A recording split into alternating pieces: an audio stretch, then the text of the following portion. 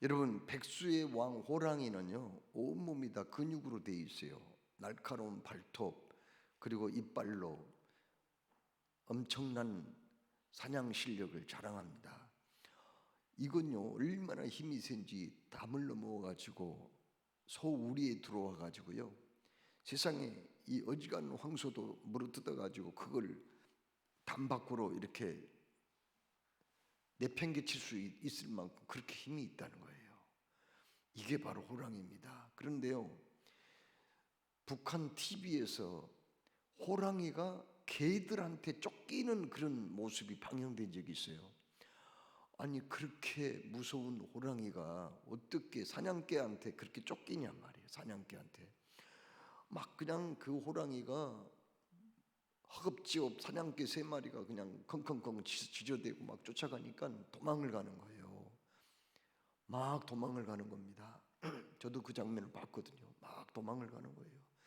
아니, 세상에 그렇게 강한 호랑이가, 백수의 왕, 밀림의 왕자인 호랑이가 어떻게 그렇게 사냥개한테 도망가냔 말이에요. 물론 사냥개가 3마리니까 뭐 숫자는 또 많다고 하더라도 어떻게 호랑이가 도망갈 수가 있냔 말이에요. 그런데 막 도망가더라고요. 나중에는 급하니까요, 호랑이가 나무 위에 올라가는 거예요. 호랑이도 나무 탈 줄 알거든요. 나무를 막 위에 막 올라가는 거예요. 참, 왜 그러면 그 호랑이가 그렇게 비겁한 모습을 보여줬을까요? 잠시 후에 보니까요, 그 사냥개들 뒤에는 바로 총을 든 포수가 있더라니까요. 그러니까 사냥개의 주인이 누구였냐면 포수였어요. 사냥을 하는 사냥꾼이 그 총을 들고 사냥을 하고 다니다가 호랑이를 만난 거예요. 사실 호랑이가 무서워했던 것은 사냥개가 아니었다는 거죠. 총을 든 사람이 그 뒤에 버티고 있었기 때문에 사실 겁을 먹은 거라는 그런 얘기가 되겠습니다. 사무엘상 17장 말씀을 읽어보면요, 어느 날 소년 다윗이 그 블레셋의 거장인 골리앗과 마주대해서 싸움을 합니다.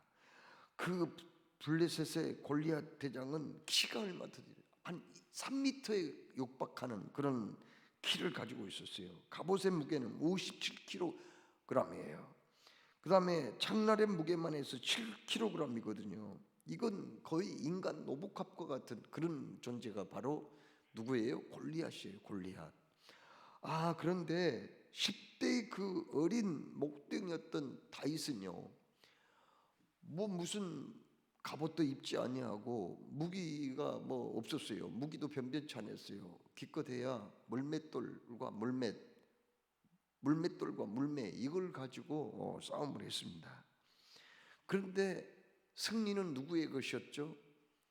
그 거장 골리앗이 이긴 게 아니죠. 다윗이 결국은 승리했다고 거기 말씀합니다. 그런데 다윗이 그 골리앗과 싸울 때 외쳤던 말이 중요한 거예요. 뭐라고 얘기를 했어요? 그는 이렇게 말합니다.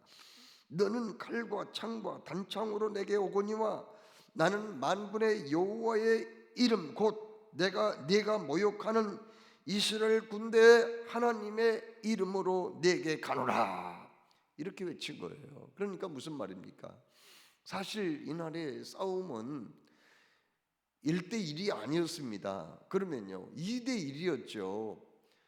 다윗은 혼자 싸운 게 아니었거든요. 골리앗은 혼자였지만 다윗은 하나님과 함께 싸웠기 때문에 그 싸움의 결과는 뻔한 거 아니겠습니까? 민수기 14장 말씀을 읽어보면은 이스라엘이 전쟁에서 적군에게 패배하는 장면이 나오거든요. 모세가 40명의 정탐꾼을 12명의 절단골을 가나안 땅에 보냈는데 그 중에 여호수아와 갈렙을 제외한 10명이 부정적인 얘기를 합니다. 그곳에 사는 사람들의 그 거민들은 엄청 숫자도 많고 강하더라. 그들이 살고 있는 성은 쉽게 무너뜨릴 수 없는 성이더라. 그곳에는 안악자손들이라는 거인 족속들이 있어서 우리는 그들과 싸워서 이길 수 없다. 이렇게 보고를 합니다. 그때 이 사람들이 백성들이요, 그 말을 듣고 막 여기저기서 통곡이 터지고 원망불평이 터지면서 우리를 뭐 때문에 이곳까지 인도해서 가나안 땅 그 사람들의 칼에 죽게 하느냐, 우리 처자식들은 그들에게 붙잡혀서 노예가 되고 말 건데 차라리 우리가 애굽에서 종살이 하다가 죽었으면 더 좋았을 걸, 아니면 이 광야에서 차라리 죽었으면 더 좋았을 걸 하면서 원망불평해요. 그러니까는 그들은 하나님을 불신했다는 거죠. 이로 말미암아 하나님이 얼마나 진노하셨는지 몰라요. 그들은 가나안 땅에 들어가지 못할 거라고, 한 사람도 못 들어갈 거라고, 그리고 그의 자식들 후손들이 들어가기는 하지만은 40년을 지체할 것이라고 그렇게 말씀을 했거든요. 그런데 이 사람들이 또 얼마 있다가 우리가 아말렉과 싸우겠다고 막 그냥 산 위에 올라가요. 거기 가나안 산지에 사는 사람들과 전쟁하겠다고 하나님이 안 된다고 말을 했건만 막 올라갑니다. 그때 모세가 말려요. 여호와 하나님이 너희들을 떠나버렸다. 하나님이 안 계시는데 너희들 올라가서 뭐 하겠느냐. 그렇지만 그들이 올라갑니다. 그래서 어떻게 참패를 당해요. 하나님이 그들과 함께 하지 않았다는 거예요. 하나님이 떠나버렸다는, 그래서 참패를 했다는 겁니다. 여러분, 이스라엘에 엘리 대제사장이 있었거든요. 두 아들이 있었는데 홈니와 비느하스예요. 제사장직은 세습이 되었기 때문에 두 아들도 제사장이 된 거예요. 그러나 그들은 하나님을 업신여겼어요. 하나님을 두려워하지 않았다고요. 제사를 드릴 때 거기 규례에 맞게 제사를 하지 않았어요. 회막에서 수종드는 여인들과 그들은 간통을 하기도 했어요. 음란한 죄를 짓기도 했어요. 그래서 하나님이 어떻게 하셨어요? 그를 보고 굉장히 책망을 했거든요. 어느 날 블레셋 나라가 그 나라에 쳐들어왔어요. 홈리와 비느하스는 어떻게 했나요? 하나님의 임재의 상징인 법궤를 앞장 세우고 전쟁터에 나갔다가 어떻게 했어요? 참패를 당하고 만 거예요. 그리고 그 하나님의 성물인 가장 거룩한 법궤까지 빼앗겨 버리거든요. 그리고는 홈리와 비느하스는 그 전쟁에서 전사를 하고 맙니다. 이 두 아들이 전사했다는 말을 듣고 거기 엘리 제사장 아버지는 의자에 앉았다가 그냥 충격받아가 쓰러져가지고 목이 부러져 죽어버리고, 비느하스의 아내는 그때 임신해서 만삭이 되었는데 너무 충격받아가지고 갑자기 산후통을 느끼고 그냥 아이를 낳아버립니다. 그리고는 아이 낳다가 죽어버려요. 그러면서 아들 낳았다고 그 이 산파가 뭐 좋게 얘기했지만은 죽으면서 뭐라고 얘기하는지 아세요? 내가 낳은 이 아들 이름을 이가봇이라고 지어라, 그렇게 얘기했어요. 이가봇은 뭐예요? 하나님의 영광이 떠나버렸다는 거예요. 자 보세요. 다윗은 하나님이 함께 하셔서 결국은 어떻게 되었습니까? 결국은 블레셋 거장 골리앗을 쳐서 목을 잘라 죽이고 말았어요. 그러나 하나님의 영광이 떠나버렸던 거기 가데스 바네아의 이스라엘 백성들은 결국은 참패를 당하고 말았다는 거 아니에요. 그리고 하나님의 영광이 떠나버렸던 홈리와 비느하스도 결국은 전쟁터에 나가서 전사했고, 그리고 비보를 듣고 아버지도 목 부러져 죽었고, 자기 아내는 아이를 낳다가 난산에서 죽고 말았다는 거 아니에요. 이건 뭘 말해줘요? 자 여러분, 하나님은 어떤 분이에요? 생사복을 주관하시는 분입니다. 역사를 주관하시는 분이라고요. 하나님은 어떤 분이에요? 정말 우주의 창조주 통치자가 되시는 분이잖아요. 그렇기 때문에 이 하나님이 함께 하시느냐 하시지 않느냐, 이것에 따라서 우리 한 인생의 생사하복 진퇴가 결정이 되고 한 나라의 흥망성쇠가 결정이 된다는 것을 오늘 우리에게 말씀을 하시거든요. 그렇습니다. 하나님이 함께 하시느냐 안 하느냐가 그렇게 중요한 거예요. 여러분, 하나님이 함께 하시면은 우리는 전쟁도 겁없습니다. 어떤 혼란과 풍파가 와도 우리는 끝까지 살아남게 되는 거예요. 그러나 우리가 아무리 가진 게 많고 그리고 지위가 높고 권세가 커도 하나님이 나를 떠나버린다면 그 사람은 버림받은 사람, 실패할 수밖에 없는 사람이 되는 거예요. 시편 118편 6절로 7절에 여호와는 내 편이시라 내가 두려워하지 아니하리니 사람이 내게 어찌할까.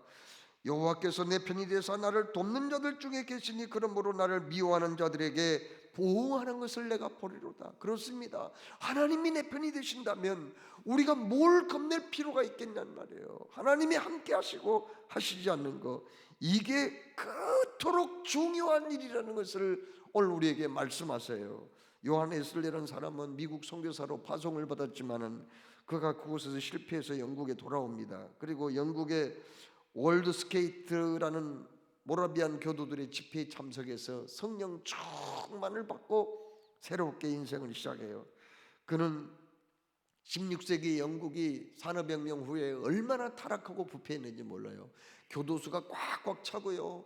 막 그냥 술주정비 땡이 장녀들이 거리에 난무하고 얼마나 부패했는지 몰라요. 그때 성령 충만했던 요한 에슬레가 매년 12,800km의 거리를 여행하면서 1,000번 이상 설교를 했습니다. 평생 40만 킬로미터의 거리를 여행하면서 4만 번 이상 설교를 했거든요. 그 결과 참으로 쓰러져 갔던 영국, 망해갔던 영국이 다시금 살아나는 놀라운 역사가 있었습니다. 그 요한 에슬레가 결국은 임종을 맡게 되었거든요. 사랑하는 가족들, 친구들이 다 이렇게 왔습니다. 그때 그는 이제 임종을 60초 딱 1분을 놔두고 그는 기진맥진해서 힘이 없었던 그가 일어나 침대에 앉았습니다. 그러면서 조심스럽게 입을 열었어요.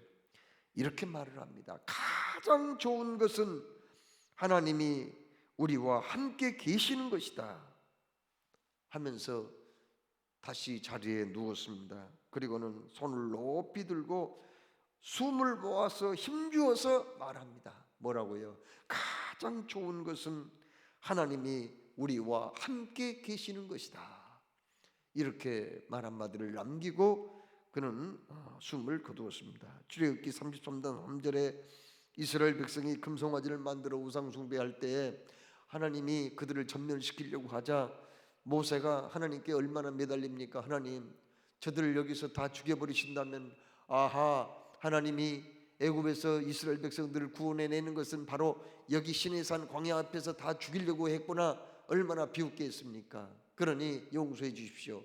저들을 용서해 주시지 않으려면 차라리 내 이름을 하늘의 책에서 지워버려 주십시오 하면서 얼마나 매달렸어요. 그때 하나님이 그들을 죽이지 아니하기로 마음을 정했지만은, 그러나 출애굽기 33장절에 뭐라고 말씀합니까?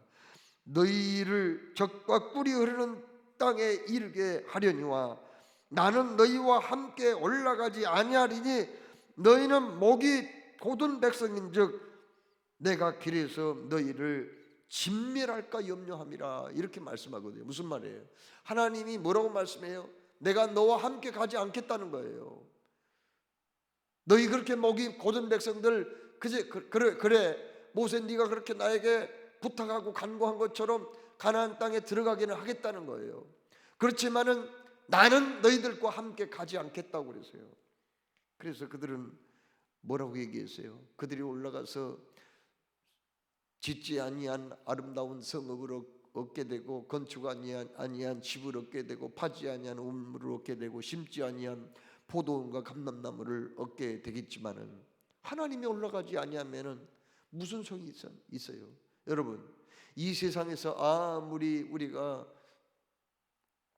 공부를 많이 해서 학박사 학위를 가지고 있고 많은 재물을 가지고 높은 지위와 권세를 누리고 큰 소리 떵떵 치면서 산다고 하더라도 하나님이 나를 떠나버렸다면 그게 무슨 가치가 있냐는 말이에요. 그게 무슨 의미가 있냐는 거죠.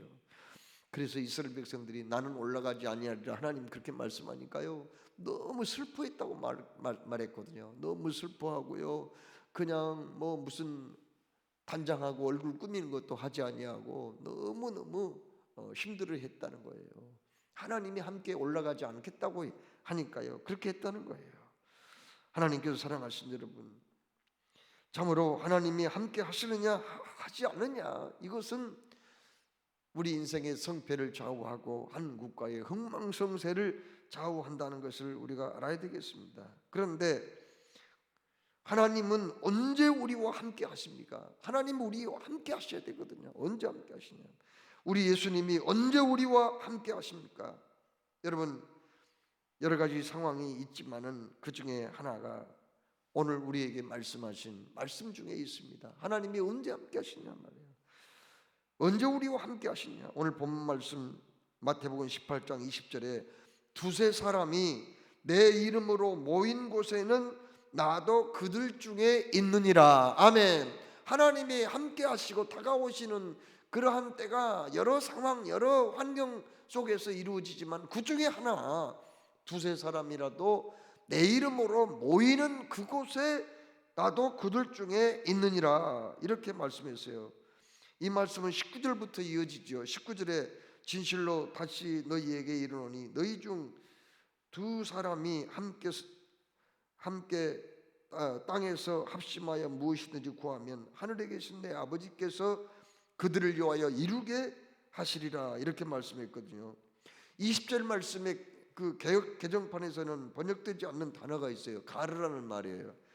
가르라는 말은 무슨 뜻이냐면은 이유를 말합니다. 그러니까 너희들이 합심하여 두세 사람이 합심하여 기도하면, 합심한다는 말은 서로 마음을 합하여서 동의해서라는 말이거든요. 동의해서 같은 마음으로 합심하여 기도하면 내가 반드시 기도 응답하리라. 그런 말씀했는데 가르라는 말은 그 이유가 무엇이냔 말이에요. 무엇 때문에 그렇게 하겠다는 거예요. 두세 사람이라도 내 이름으로 모이는 그곳에 내가 그들 중에 함께 있기 때문에 너희들이 합심하여 기도하면 내가 응답하리라. 그런 뜻이에요. 그러니까는 기도 응답이 먼저가 아니에요. 합심하여 기도 응답하는 거 그게 먼저가 아니고 주의 이름으로 모이는 그것이 먼저라는 거예요. 너희들이 주의 이름으로 너희들이 합심하여 기도하면 내가 기도 응답 줄 것인데 그 이유는 너희들이 함께 내 이름으로 모이는 그곳에 내가 너희들과 함께 있기 때문이다. 아멘. 이 의미를 우리가 알아야 되겠어요. 우리가 두세 사람이라도 주님의 이름으로 모이는 그곳에 주님이 함께 하시기 때문에 그들이 합심하여 기도하면 기도 응답 주신다. 오늘 말씀은 19절 20절 말씀은 그런 뜻이에요. 그러니까 기도 응답이 먼저가 아니고 우리가 주님의 이름으로 모이는 게 그게 먼저라는 거예요. 그러니까 19절 20절을 직역하면 진실로 다시 너희에게 이르노니 너희 중에 두 사람이 땅에서 합심하여 무엇인지 구하면 하늘에 계신 내 아버지께서 그들을 위하여 이루게 하시리라. 왜냐하면 둘 또는 셋이 내 이름으로 모여있는 곳에는 거기에 내가 그들 가운데 있기 때문이다. 즉 신앙의 공동체인 교회가 합심하여 모든 문제에 대하여 기도할 때 하나님께서 들으시고 응답해 주시는데 그 이유는 바로 그들이 모인 곳에는 예수님이 함께 계시기 때문이다. 아멘. 바로 이 말씀이에요. 예수 믿는 사람들이요 주님의 이름으로 함께 모인다는 거 이게 얼마나 중요하냐는 말이에요. 왜요? 예수 믿는 사람들이 주님의 이름으로 함께 모이는 그곳에 우리 예수님도 반드시 거기에 오시기 때문이다. 그곳에 함께 하기 때문이다. 이렇게 말씀했어요. 자, 잠언 18장 10절에 여호와의 이름은 견고한 망대라 의인은 그리로 달려가서 안전함을 얻느니라. 망대란 적들이 쳐들어온가 안 쳐들어온가 보초병이 올라가서 멀리 이렇게 망을 보는 곳이 그게 망대입니다. 그런데 그 망대가 튼튼해야 돼요. 적은 언제나 쳐들어올 때 망대 위에 있는 보충부터 공격 대상으로 삼거든요. 그런데 여호와의 이름은 견고한 망대라는 거예요. 튼튼한 망대라는 거예요. 의인은 그 거리로 달려가서 안전함을 얻느니라. 여러분, 우리가 예수님의 이름으로 모인다는 게 그렇게 중요하다는 거예요. 모이는 거. 그렇습니다. 왜요? 주님이 그걸 기뻐하셔가지고 두세 사람이라도 예수님의 이름으로 모이는 그곳에 주님이 그곳에 반드시 오시기 때문이라는 거예요. 그렇습니다. 주님의 이름으로 모이는 게 그렇게 중요한 거예요. 주님의 이름으로 모였다는 말은 무슨 말이에요? 예수님이 주체가 된다는 말이에요. 예수님이 주체, 그 모임의 주체. 자 보세요. 칠순잔치, 그 잔치는 주인공이 누구예요? 그날 칠순을 맞이한 사람이잖아요. 돌잔치의 주인공은 누구예요? 돌잔치의 주인공은 그날 돌을 맞은 아이가 주인공 아니에요. 결혼식장의 주인공은 누구예요? 그날에 신랑과 신부가 주인공이 아니겠습니까? 우리가 예수님으로 모인다고 할 때 그 모임의 주인공은 누구예요? 예수님이에요. 그렇기 때문에 주님의 이름으로 모였다는 말은 예수님이 주체가 된다는 거고 예수님이 주인공이 된다는 말이에요. 그러니까 함께 모여서 예수님을 찬양하고 예배한다든지 또 예수님께 모여서 기도한다든지 주의 말씀을 듣고 배운다든지 하는 그 모임 그 자체는 주님의 이름으로 모이는 거죠. 왜요? 예수님이 주체가 되니까, 예수님이 주인공이시니까요. 예수님께 경배하고 섬기는 마음으로 모였기 때문에 그곳이 바로 주님이 임재하는 그 시간 그 장소가 된다는 그런 말씀이거든요. 그래서 오늘 우리가 주님의 이름으로 모였어요. 지금 모였죠? 이곳에 우리 육안으로는 보이지 않아도 예수님이 여기 계셔요. 오셨어요. 할렐루야. 여기 오신 거예요. 목장 모임을 주님의 이름으로 모였어요. 거기 예수님이 오신 거예요. 기도회를 모였어요. 예수님의 이름으로 기도회 모였어요. 거기 계신 거예요. 주님의 이름으로 성경 공부 거기 모임에 참여했어요. 그곳에도 예수님이 오셨단 말이에요. 오셨어. 임재하셨어요. 눈으로 안 보여도 오셨어요. 그 말씀이에요. 예수님이 부활 승천하신 후에 예루살렘에 교회가 세워졌는데요. 예루살렘 교회가 오직 성령이 너희에게 임하시면 너희가 권능을 받고 예루살렘과 온 유대와 사마리아와 땅끝까지 이르러 내 증인이 되리라고 하신 예수님의 그 말씀 그대로 예루살렘 교회가 세워지고 그 다음에 그 복음은 영혼의 불길처럼 퍼져나갔어요. 매일같이 3,000명 이상이 회개하고 죽게 돌아왔고 그 복음이 어디로 갔나요? 저기 안디옥으로 갔습니다. 스데반 순교한 후에 저기 구부로 소아시아로 건너갔어요. 그리고 그 복음이 어디로 갔어요? 바울과 바나바를 선교사로 세워서 안디옥 교회가 선교사를 파송함으로 저기 소아시아로 갔습니다. 마게도냐로 갔습니다. 빌립보, 데살로니가, 그리고 베레아, 그 다음에 아덴, 고린도로 갔습니다. 그리고 갈라디아로 갔어요. 그리고 그 복음이 어디로 가요? 저기 노마로 건너갑니다. 그리고 노마에서 땅끝까지 저기 스페인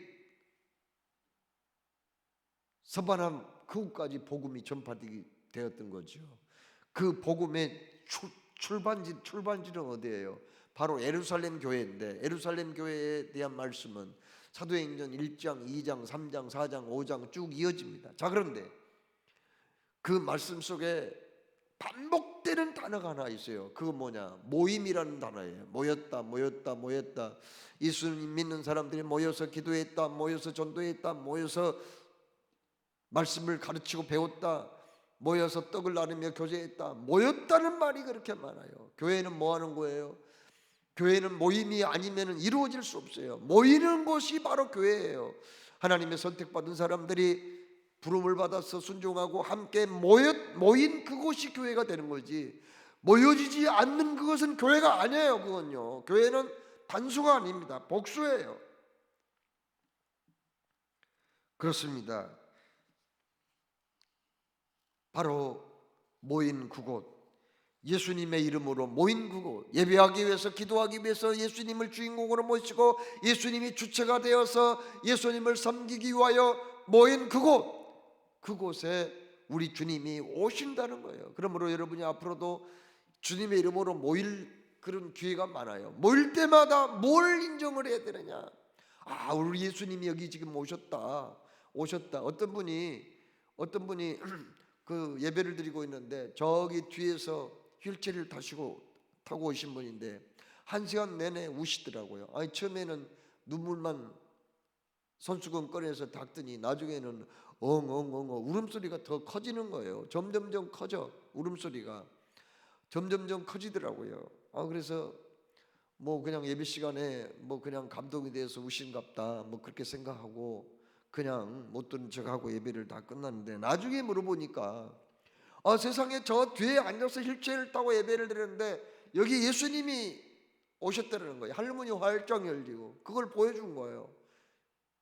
이 똑같이 여러분과 같이 예배 드리는 시간인데 확실하게 그걸 본 거예요.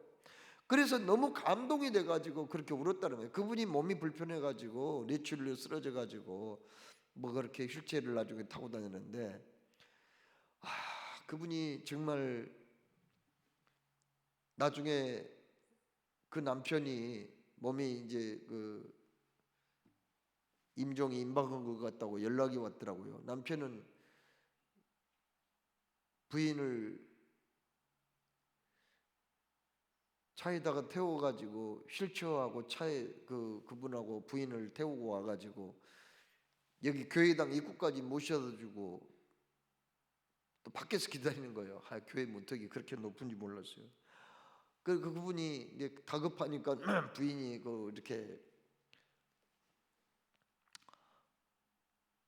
아무래도 이상하다고 빨리 좀 와달라고 나한테, 평상시에는 나하고 대화도 안 한 사람인데, 그래서 갔거든요. 거기 집에 갔거든요. 갔더니 참 곡조가 없는 찬송가 책 있잖아요.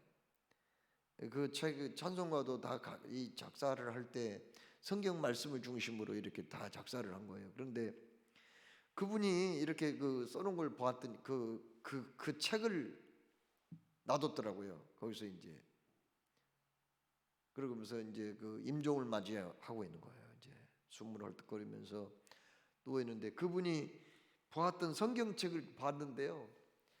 성경책 가지고 그 찬송가 무곡 있잖아요. 거기 악보가 없는 그 찬송가 있잖아요. 그걸 이렇게 놔뒀는데 세상에 이렇게 봤더니 그걸 1장부터 600장까지를 가사를 잊고 또 해가지고 얼마나 여기다 눈물을 흘렸는지, 이 찬송가 책이 그냥 쪼글쪼글 물에 젖은 그 종이는 다 쪼글쪼글해지잖아요. 여기다가 눈물을 얼마나 쏟았는지 1장부터 마지막 장까지 그냥 눈물로 얼룩이 졌고 다 쪼글쪼글해져 버렸어요. 제가 드리고 싶은 말씀 뭐냐면은, 그분이 이런 신앙 체험을 하고 주일날 예배드리러 와가지고 우리 주님이 여기에 계신 걸 보았다는 거예요. 그리고 그렇게 울더라고요. 나는 그거 몰랐어요. 그런데 무슨 얘기냐면은, 그러면 그분이 예수님의 임재를 봤다는 말이에요. 하나님이 우리 교회 여기에 예배드릴 때 오셨다는 걸 보셨어요. 그러면은 다른 사람만 안 봤으면은 안 본 사람한테는 없는 거예요, 그날. 아니 그분 한 분만 예수님 봤으면은 그러면은 그분한테만 오신 거예요? 아니잖아요. 보지 않았을 뿐이지 예수님이 다른 사람도 다 만나기 위해서 온 거 아니에요.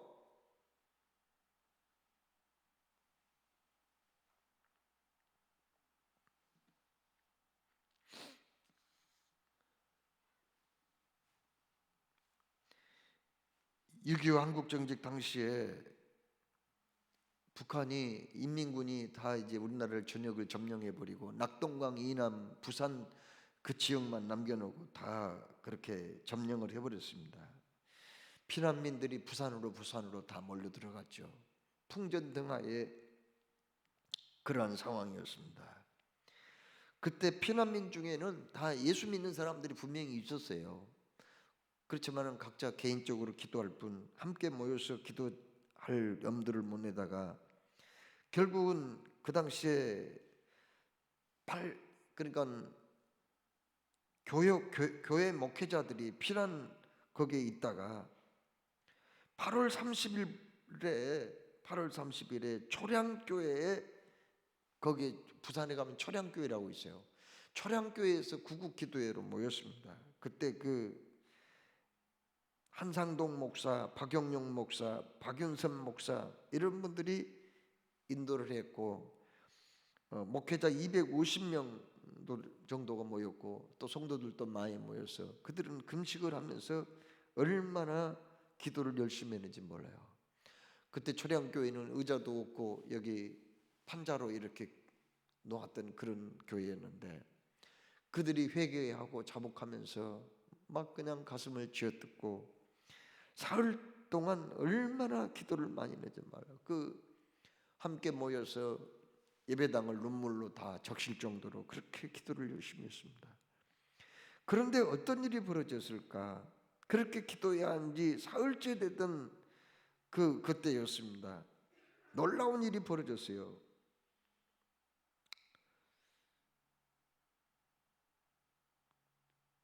그렇게 열심히 기도를 했는데 세상에 메가더 장군이 말이에요. 유엔군 사령관 아닙니까? 메가더 장군이 인천 상륙작전을 개시를 한 거예요. 인천 상륙작전, 이 상륙작전이라는 건 이건 성공 확률이 별로 없습니다. 노르만디 2차 대전 노르만디 상륙작전하고 전쟁사에서 상륙작전은 노르만디 상륙작전하고 우리나라 인천 상륙작전밖에 없을 정도로. 왜 그러냐? 상륙작전을 하려면 바다를 통해서 육지로 올라와야 되는데 전부 노출돼 버리잖아요. 바다에서 어디다 숨겠어요? 숨을 수가 없잖아요. 그래서 성공 확률이 5천분의 1도 안 된다고 했는데 그러나 결국은 인천 상륙작전을 성공을 거두고 그리고 마침내 9월 28일 서울 수복이 이루어졌다는 사실 아닙니까? 만일 인천 상륙작전이 없었다면 그리고 초량교회에 구국기도회가 없었다면 이 나라의 운명은 어떻게 되었을까? 자 여러분 10년 전에 기독교 잡지에서 10년 후 교회는 어떤 모습이 될 것인가를 내다보는 특집 기사가 실린 적이 있습니다. 어느 잡지예요. 거기에 이런 기사가 난 적이 있었어요. 10년 후에 교회가 어떻게 될 것인가? 10년 후에는 목사와 성가대는 하나가 아니라 설교와 찬양을 녹음할 스튜디오로 가게 될 것이다. 목사는 설교만 하고 찬양대는 찬양 녹음하면 이제 그 성도들은 주일 아침에 일찍 일어날 필요도 없고 옷을 차려입을 필요도 없이 컴퓨터 앞에 앉으면 된다. 이제 10년 전에 지금 한 얘기예요. 어느 잡지, 기독교 잡지에 그게 이제 실렸다는 거예요. 그런 기사가. 어떤 사람이 그걸 예고를 한 거예요.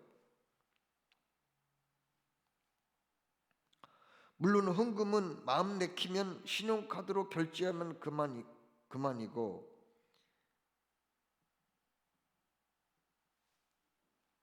마음에 없으면 안 내면 된다. 그리고 점점 교회 중에는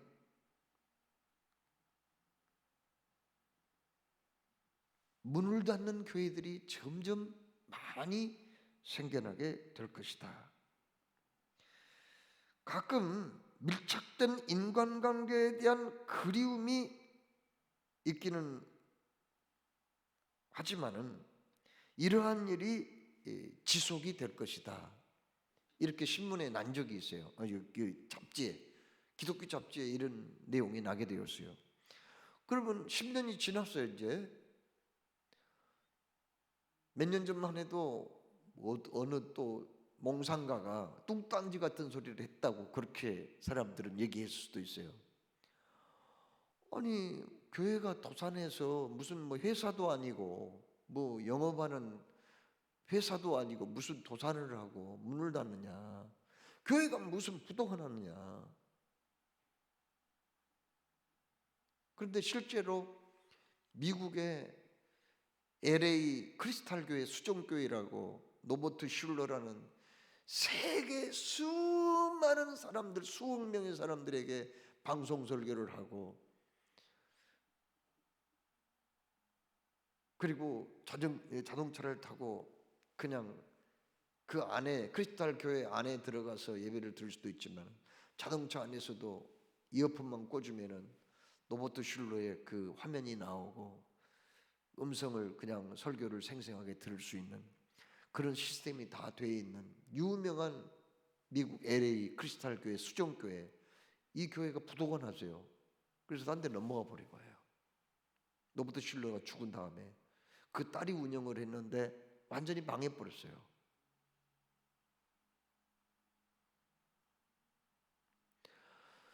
코로나로 인해서 영향도 있었겠지만은 그 신문, 기독교 신문을 좀 봤더니 어느 그 기독교 단체에서 통계를 냈는데, 코로나19 3년 동안에 문 닫은 교회가 1만 교회가 넘었다 하는 기사가 나왔더라고요.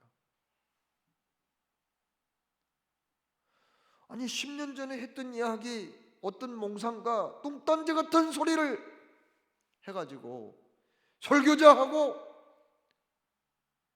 교회 찬양대 따로따로 녹음을 해서 올려놓으면은 성도들은 똑같은 시간이 아니고 아무 때나 일어나서 화장할 필요도 없고 옷을 차려입을 필요도 없고 각자 할 거 예배를 드린다고 컴퓨터 앞에서 앉아 있을 거고, 교회 계좌에다가 헌금을 하고 싶으면 하고 말고 싶으면 말고, 단지 그 전에 친했던, 가까이 지냈던 사람들의 얼굴을 보지 못해서 거기 성도의 교제에 대한 그리움이 있기는 하나 앞으로 그런 식으로 흘러가게 될 것이다, 그런 기사가 나왔는데, 지금 그게 맞습니까? 틀립니까? 지금 놀라운 일들이 지금 벌어지고 있어요.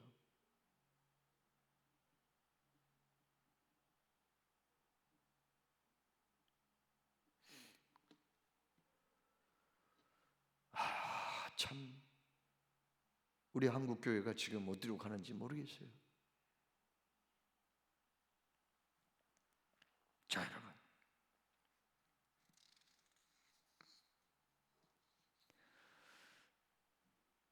오늘 우리 주님이 우리에게 말씀하세요. 내가 너희들을 떠나버리면 너희들은 또 뭐가 된 줄 아느냐? 하나님이 이 나라 민족을 떠나버린다면, 하나님이 이 교회를 떠나버린다면, 하나님이 내 가정에서 떠나버린다면, 우리는 마치 영혼이 떠난 그 육체는 시체일 뿐인 것처럼, 하나님이 안 계신 교회가 무슨 의미가 있어요? 그게 하나님이 안 계신 그 국가와 그 사회가 무슨 의미가 있냐고요.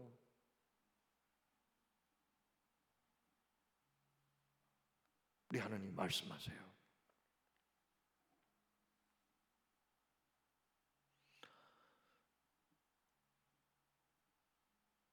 내가 너와 함께하리라.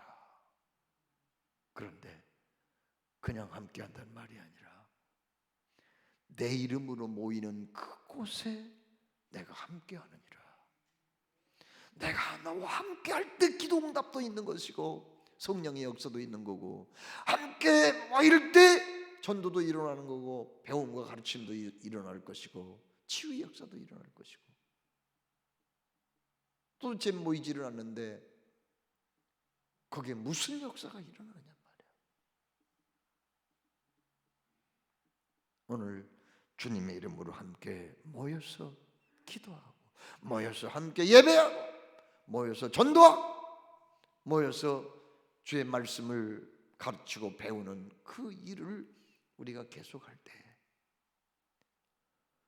주님은 세상 끝날까지 우리와 함께 하시겠다고 약속하셨습니다.